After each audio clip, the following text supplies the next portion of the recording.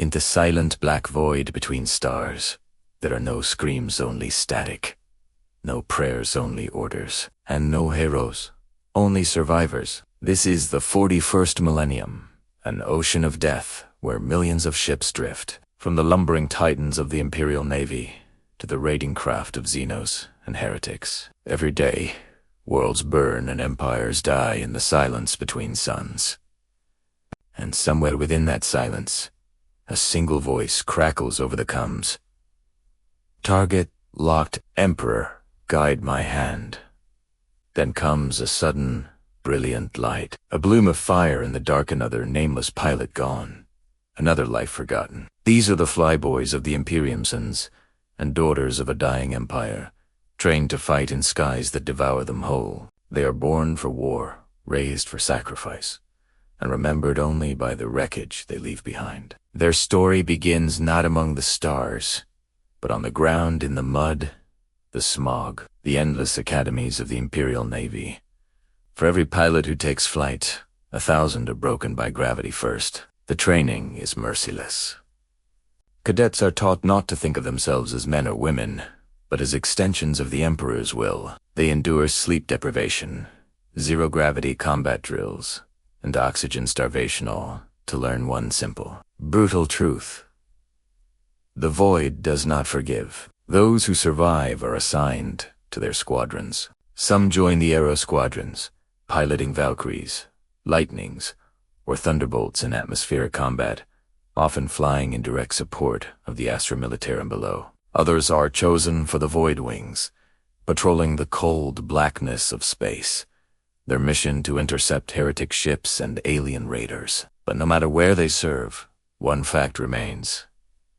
The sky always eats its own. A dogfight in the 41st millennium is unlike anything you can imagine. In mere seconds, the heavens turn to hell. Trails of fire streak through the clouds as Lascannons and Autocannons light up the sky. Pilots fight on the very edge of blackout, pushing their craft far beyond its designed limits, guided only by instinct, prayer, and raw, primal fear. To one outsider, it might look glorious, a ballet of destruction, a thunder of wings, but for those inside the cockpit, there is only noise, heat, and time running out. When the frantic call comes, break left.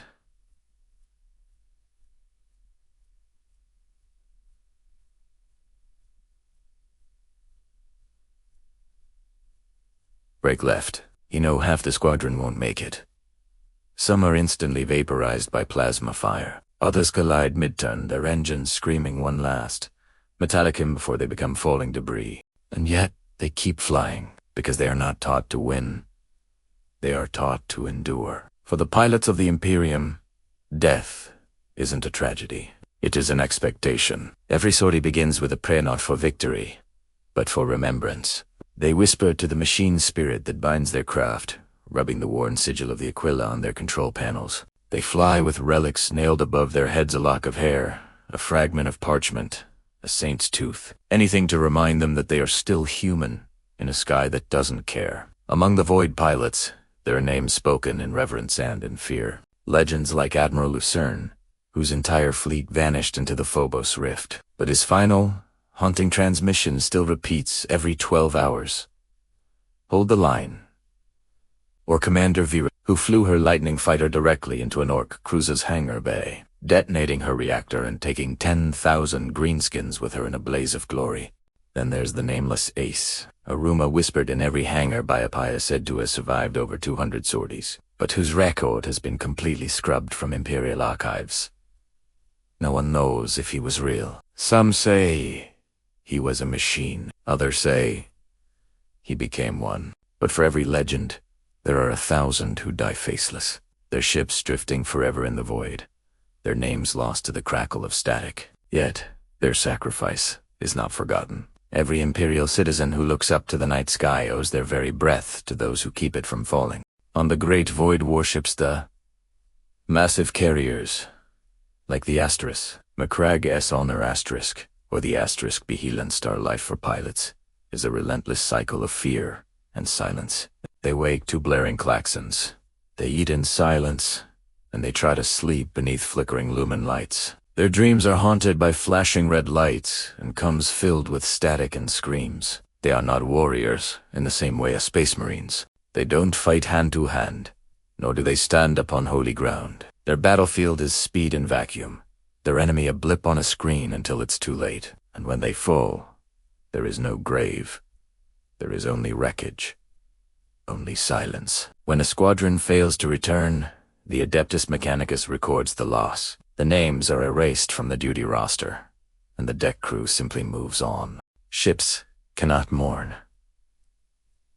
War never waits, and yet, in the dark, quiet moments between missions, some pilots will paint tiny wings beneath their cockpits. One wing for every sortie survived. Few ever get to finish both sides. When the orcs rise, when the tyranids devour, or when the chaos fleets tear their way out of the warp, these pilots are the first to meet the end often, the first to die. Their courage is measured not in victories, but in how long they can delay defeat. Every single second they hold the line buys another heartbeat of hope for the billions of souls below. To be a flyboy of the Imperium is to live knowing that your life is already spent, but that your death still has meaning. And in the grim darkness of the far future, perhaps that is enough. So when their ships burn and their voices fade into static, somewhere, far below, an Imperial child looks up at the stars and sees a falling light. They do not know that it was once a man or a woman who fought and died for their survival. They just whisper to themselves, a star has fallen. And in a way, they are right. Because in the 41st millennium, there are no angels left, only pilots who burn just as brightly. Thank you so much for joining me on this deep dive into the lives of the Imperial Navy's finest. If you enjoyed this story from the 41st millennium, please hit that like button and consider subscribing for more tales from the grim darkness of the far future. We'll see you in the void.